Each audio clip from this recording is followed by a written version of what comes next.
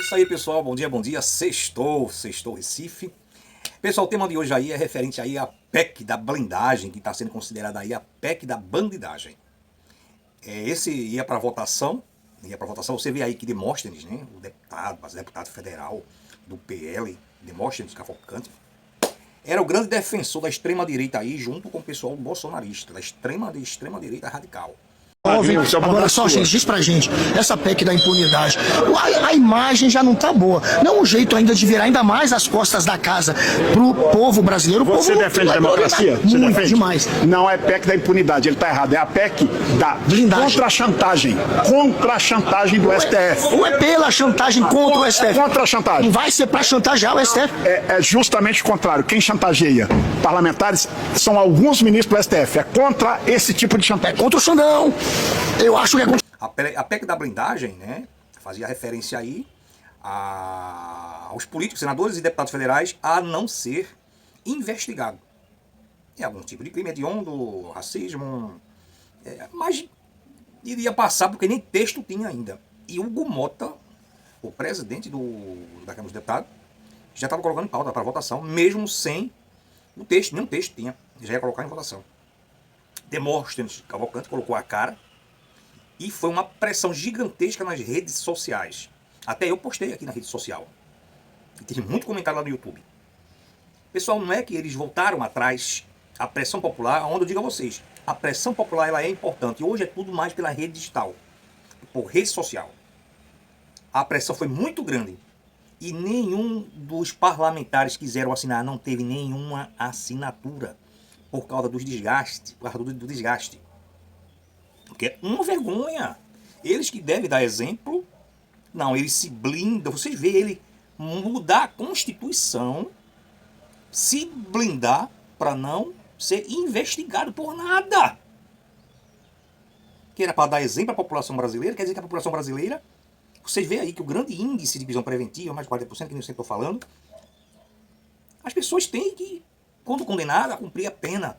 Eles não, eles se blindam, nem investigados eles queriam ser, eles querem ser investigados. É uma vergonha. Uma vergonha.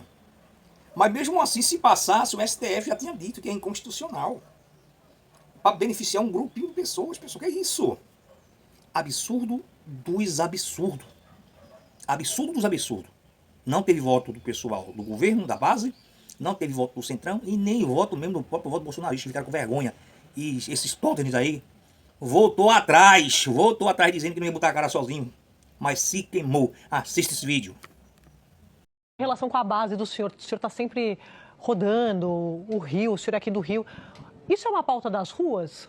O senhor ouve isso, essa demanda? Nossa, a gente quer votar a PEC das prerrogativas, a gente precisa blindar os parlamentares. O senhor ouve isso do eleitor? E o deputado Lindbergh também, eu queria ouvir essa resposta dele.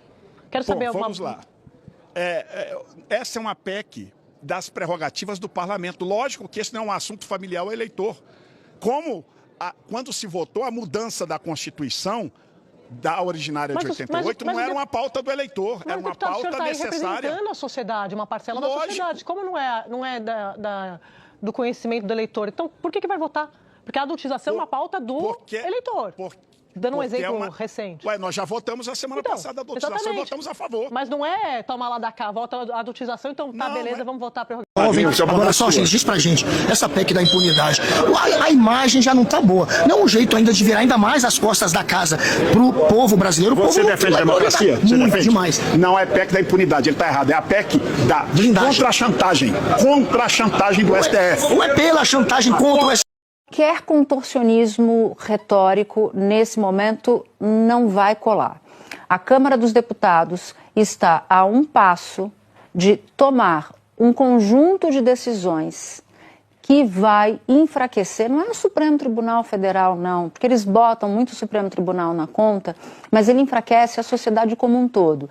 Já é uma instituição super fechada, pouco transparente, em que não se vê a operação do lobby, a gente não tem acesso às agendas dos parlamentares, a gente não tem acesso a absolutamente nada, nem às emendas. É um baita de um absurdo, fala sério. Transformar cidadãos que devem prestar contas à opinião pública em pessoas inatingíveis ou inalcançáveis pela lei podem abusar dela, como a gente tem visto acontecer de fato no Brasil, ainda hoje, né, numa situação em que é possível abrir investigações por iniciativa do Ministério Público ou da polícia, eles dificilmente são condenados. E a gente vê que o impulso criminoso é algo impressionante, tem uma força gigante lá no Congresso Nacional, a julgar só, por exemplo, pelo que a gente tem visto no mau uso das emendas parlamentares, né? O Sóstenes está verbalizando o que a gente falou aqui há algumas semanas, que os parlamentares iam ter muita dificuldade para colocar a cara e defender esse projeto. Quando ele começa a defender de forma pública, havia o entendimento de que os demais parlamentares, os demais líderes, sairiam em defesa do projeto publicamente. Com o avanço da discussão, eles foram vendo o desgaste e foram recuando. E deixaram quem? Ele exposto. E o que ele está dizendo é, eu não vou ficar sozinho aqui para todo mundo se beneficiar. O Sóstenes fez papel de bobo. Essa PEC, se algum outro partido quiser, nós vamos ser coadjuvantes, não seremos mais protagonistas nessa PEC. Por quê? O que você está decidindo? Porque eu acho que alguns partidos e alguns colegas, que isso é um benefício para os 513 deputados e 81 senadores, preferem se acovardar, porque as prerrogativas é o fortalecimento do parlamento, e o parlamento dos três poderes, para mim, é o principal dos três. Porque aqui a gente tem oposição, tem governo, tem situação. Aqui é a representatividade popular, não são os outros dois poderes. Os outros dois poderes, o executivo representa uma maioria para os 4 anos. O judiciário não representa a população porque não tem voto para estar lá. Então isso aqui é a Casa do Povo. Isso aqui precisa ser fortalecido para que a democracia seja pujante. Eu não vou ficar querendo ajudar 513 e 81, quando dentro dos 513 e 81 tem gente que acha que fortalecer prerrogativa é um desserviço. Eu não vou ficar me sacrificando em detrimento